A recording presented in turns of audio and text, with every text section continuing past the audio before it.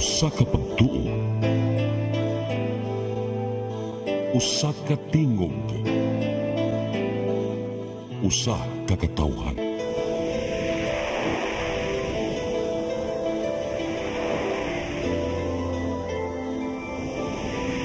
Cebu Catholic Television Network.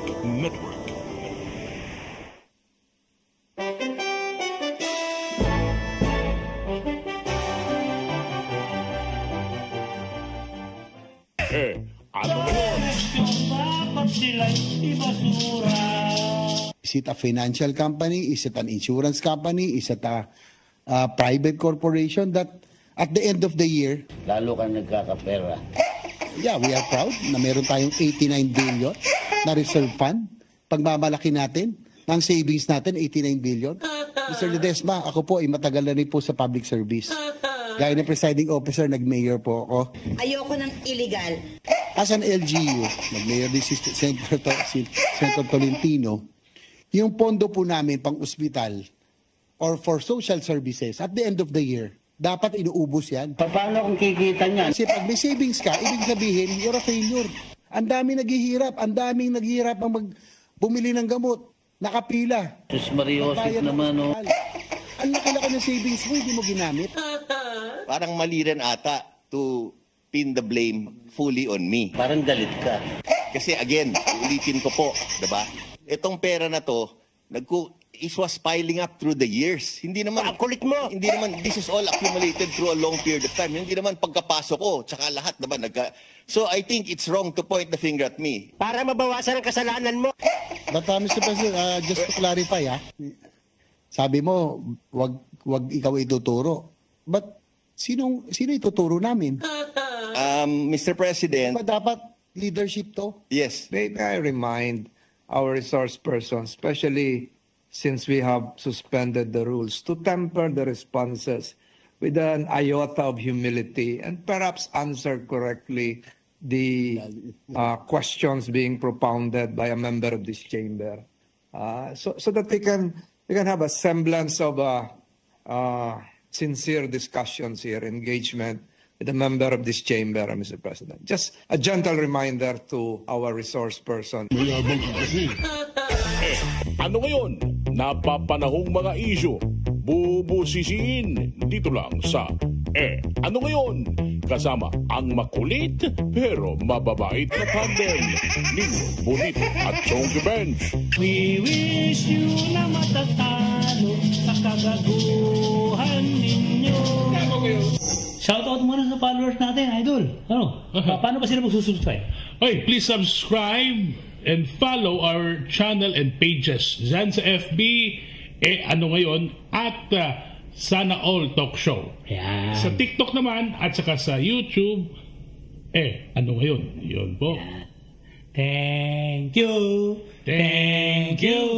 Ang babait ninyo. Thank you. Oy! Idol Kagibes! Mabait ng ilang senador, pero napipikon din. You're provoking. Lalo na yung issue ng PhilHealth kasi alam mo naman, nalusutan na nga kasi sila ng Congress, di ba? Baka may dumating na magnanakaw. Hintayin mo, ha? Yung Finance Department ay nakakuha ng big chunk ng 89 billion pesos nung nilipat sa Treasury. Hanggang ngayon, parang ayaw pa nga isoli. Ay, nawa, mabilaukan kayo. Anong tawag sa pundong pangkalusugan na nailusot ito? Pondong pangkalusugan na ilusot? Pondong pangkalusutan! Kaya rin defensive si Chairman Ledesma. Lalo na't nayari sila sa Supreme Court. Yari! Nasunog mo yung pera. Pinababalik ang pondong inilipat ni Secretary Ralph Recto. Hindi pa binabalik. Alam mo kung bakit, Idol? Bakit? Pinatutulog pa ng mahimbing sa Treasury. Ano ang tawag sa PhilHealth Fund na nahihimbing? PhilHealth Fund? Hihilig ka, Mr. President, solid nyo na pera, Sensitive ang mga kababayan natin sa issue ng PhilHealth dahil ang dami nagkakasakit na members, Konting vitamins lang yan. If you are sick and the government is deaf, bigay, ano ang feeling mo? Aba, kahit may sakit, feeling mabala, sick. Galit na po ang tao. May tama si Senador J.V. Ejercito. Dapat walang rason-rason pa. Gusto ba niyang mag-reduce? Ibuhos ang pera! Sa nangangailangan kasi naiipon lang naman. Ba't naniningil ka? 2 years, Mr. President, is long enough. Diba? Ano to, learning curve? 2 years. Wow naman! Wow! There is no room, I think, Mr. President, to wait because a lot of our people are struggling to pay their medical bills. Halimbawa po yung nandyan, makikita ninyo, public hospital, total bill, 270,894.75. Ang deduction ng PhilHealth, nasa 32,964. Malaki pa nga yan, all 12.17%. 1,541,000 ang bill, ang deduction ng PhilHealth, 10,700.69%. Next, 915,826. Ang deduction ng PhilHealth, 170,185. Medyo malaki pa yon, no, sa 18.58%, but still not enough. Private hospital, 548,905. PhilHealth deduction is 45,435 or 8.28%. Kasi sa National Health Objectives for 2023 to 2020, nakalagay na dapat 66% ang support value ng PhilHealth. That was in 2019. But currently, we have received a report regarding the 2020 and 2021 PhilHealth support value for patient care that PhilHealth support value is only 43.58% and 56.80%. So kahit sundin ho sana natin yung 43% o 56%, kahit ba bumaba, ang laking bagay, pero napakasakit basahin nito mga ganito. Hindi ba kakapiranggot ni hindi nararamdaman eh. Ano ang sigaw ni Senator JB sa maraming pondo pero maliit ang binipisyo? Ano? PhilHealth! Saklolo! Dahil matitino ang maraming senador natin, umaasa pa rin tayo na maayos ang ating kalusugan. Pero ang kalusugan ng Kongreso as an institution, Idol, ha? May cancer na yata. Terminal cancer. Alamin natin sa diagnosis ni Atty. Karen Jimeno at Atty. Perdi Topacio. Ihulog niyo na!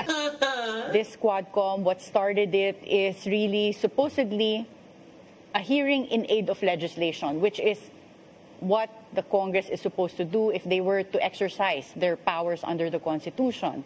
I remember Congressman Dan Fernandez used to be a guest here at the forefront, and he did say Suplado yun eh. naisip niya raw dapat may law na pagka may mga pronouncements na ganun and your head of state dapat may criminal liability. Wisit yun.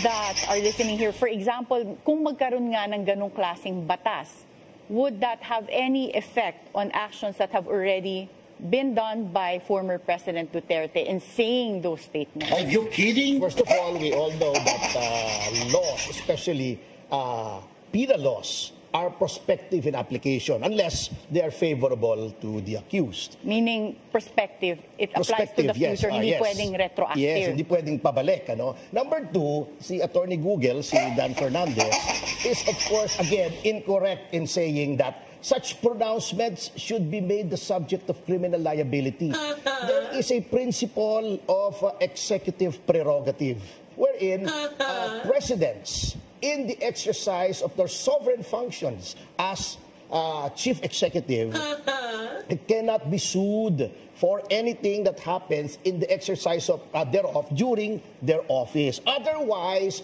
if you do that, then you will be tying the hands of the president in executing policies, because instead of doing what is best for the country at the time, he will be thinking of possible criminal liability in the future.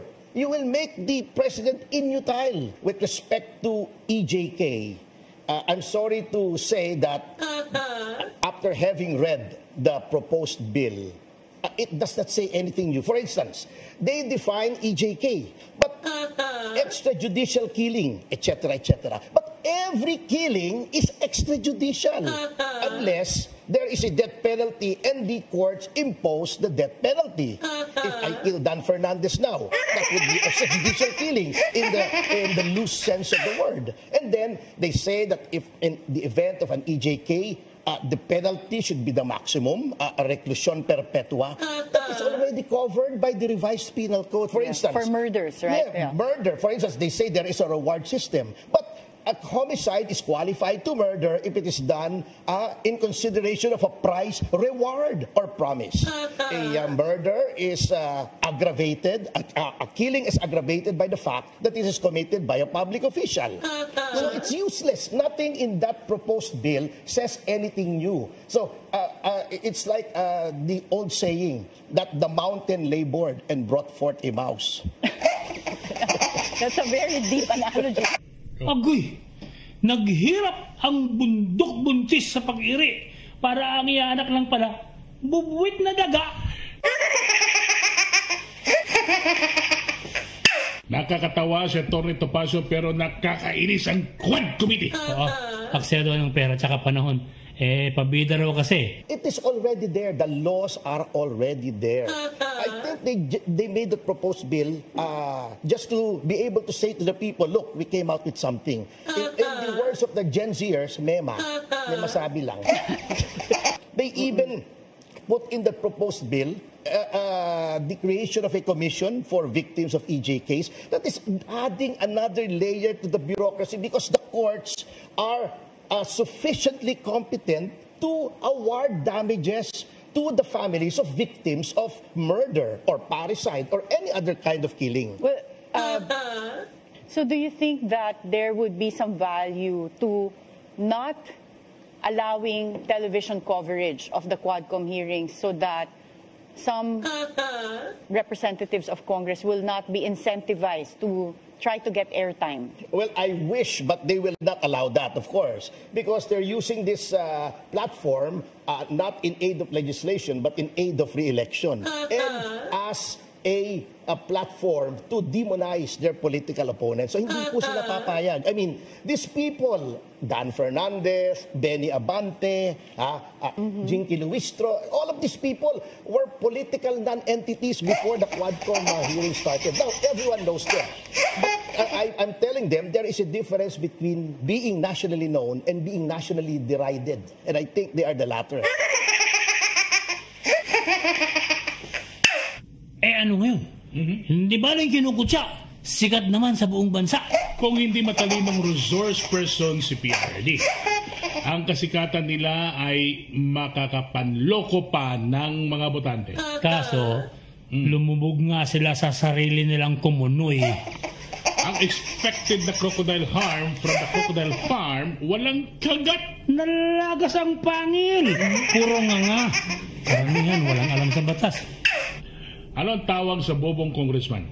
Congressman?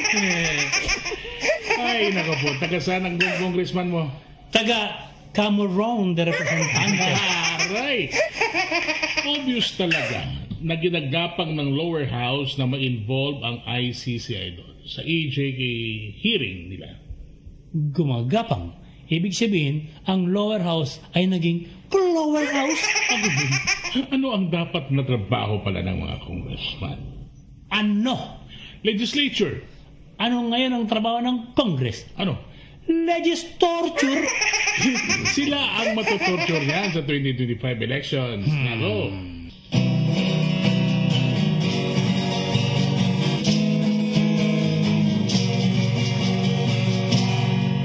We wish you na matatalo ang tao di maloloko.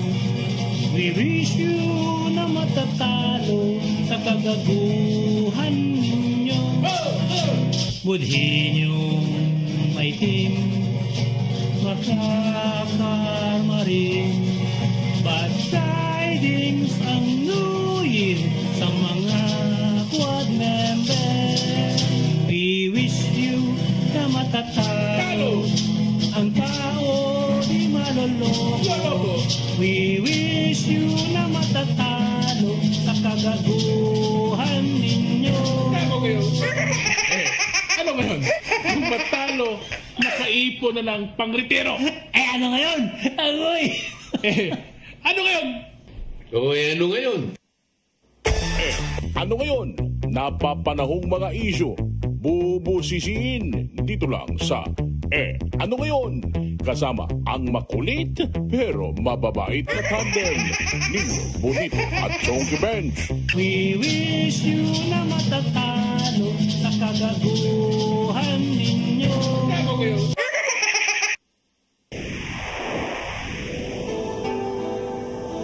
Usa ka pagtuo, usa ka tingog.